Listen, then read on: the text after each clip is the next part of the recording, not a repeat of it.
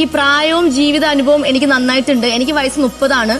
അപ്പൊ ഞാൻ ജനിച്ചപ്പോ മുതൽ എന്റെ ചേച്ചിയെ 2 വയസ്സ് മൂപ്പാണ് എന്റെ ചേച്ചി. അപ്പൊ ഞാൻ അന്ന് മുതൽ എന്റെ ചേച്ചി ഞാൻ വിളിക്കുന്നത് ചേച്ചി തന്നെയാണ്. അപ്പൊ എന്റെ അച്ഛനും അമ്മയും എന്നെ പഠിപ്പിച്ചിട്ടുള്ളത് പ്രായത്തിൽ മൂത്ത ആൾക്കാരെ ചേച്ചി എന്നും പിന്നെ ചേട്ടന്മാരെന്നും എന്നൊക്കെയാണ് വിളിക്കാൻ പഠിപ്പിച്ചിട്ടുള്ളത്. റേന പല സമയത്തും നല്ല പ്രായത്തിൽ മൂത്ത ആൾക്കാരെ എടോന്നും പോടോന്നും അല്ലെങ്കിൽ എടാ എന്നും റെസ്പെക്ട് ഇല്ലാണ്ട് സംസാരിക്കുന്നതായിട്ട് ഞാൻ കണ്ടിട്ടുണ്ട്. ഞാൻ പലതവണ പറഞ്ഞു വിലക്കിയിട്ടുമുണ്ട്.